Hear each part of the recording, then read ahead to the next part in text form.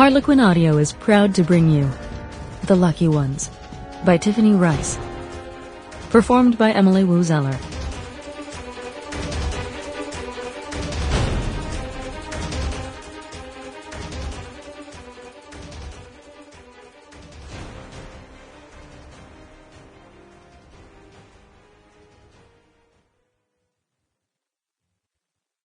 The companions of our childhood always possess a certain power over our minds which hardly any later friend can obtain. Mary Shelley, Frankenstein. Chapter 1. Louisville, Kentucky, 2015. All Allison wanted was for this conversation to be over. That, and she hoped the heavy gray clouds would part and the sun would appear. It could go either way today. Sun or rain. She stood at the kitchen window, peeling old white paint off the sill as she waited for the Kentucky sky to make up its mind. Meanwhile, sitting behind her at the table, her lover, Cooper McQueen, gently ruined her life. Then a small mercy. The clouds split wide open. The sun shone bright enough to momentarily blind her. She exhaled in her relief. Allison always loved the rain. She could forgive McQueen for leaving. She would never forgive him if he'd ruined the rain for her. "She's pregnant," McQueen said. "She's due in April." "You're happy about it," Allison said, working another strip of paint off the edge of the frame. She felt a silly sort of triumph when it came off in one long ribbon. "Cricket," he said softly, apologetically. "Look at me." Allison wanted to walk out right then. Walk out and never look back. She should have. She knew. Instead, she turned around and faced him. He'd just ended it, and here she was, still obeying his every command. "I'm sorry," he said. "It's all right, McQueen," she said, shrugging. "We knew this would happen eventually.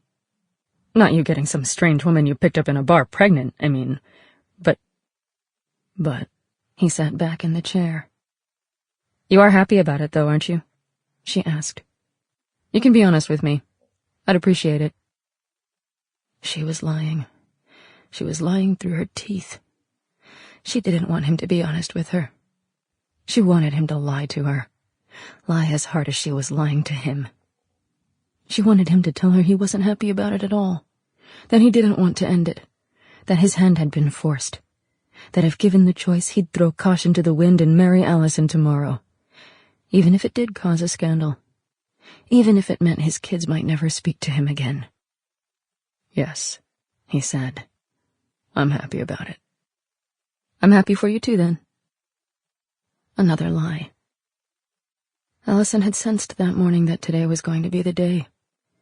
Instead of calling her to let her know when he'd drop by, for sex, of course, there was no other reason he ever called her, he'd called instead to tell her he had some mail of hers he was bringing over, and a pair of earrings he'd found in his bathroom drawer. "She has her own money. She's 37, a little bit more age-appropriate than you," he said. A joke.